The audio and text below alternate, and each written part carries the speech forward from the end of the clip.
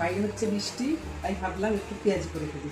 একটু মোটা মোটা করে পেঁয়াজ কেটে নিয়েছি, তার মধ্যে দিয়ে দিচ্ছি একটু কর্নফ্লাওয়ার, বেসন দিয়ে দিচ্ছি 3 চামচ বেসন দিয়ে দিচ্ছি, কাঁচা লঙ্কা কুচি দিয়ে দিলাম, একটু নুন, একটু হলুদের গুঁড়ো, আপনারা চাইলে একটু লঙ্কার গুঁড়োও দিতে পারেন, কিন্তু আমি আর দিলাম না, কাঁচা লঙ্কা কুচি দিয়েছি। এবার মিশিয়ে নিই সব কিছু একসাথে।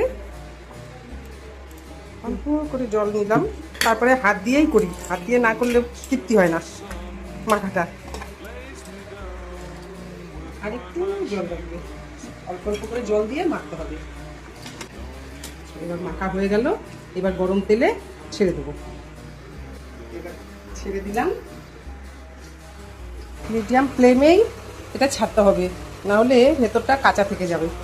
এবার উল্টে নিলাম, একটা পাশ হয়ে আসলে মোটামুটি পাল্টে নেব, 2-3 বার উল্টে পাল্টে দিলেই ভালোভাবে ভাজা হয়ে যাবে। এবারে ভালোভাবে হয়ে এসেছে, তুলে ফেলবো। এই আওয়াজটা শুনুন, সুন্দর ক্রিস্পি হয়েছে। এবার ওপর দিয়ে একটু বিট নুন ছড়িয়ে দিলাম, দেখুন একদম রেডি হয়ে গেছে। আর ভালো লাগলে আমার ভিডিওটাকে লাইক, শেয়ার, সাবস্ক্রাইব অবশ্যই করবেন, জানাবেন কিন্তু।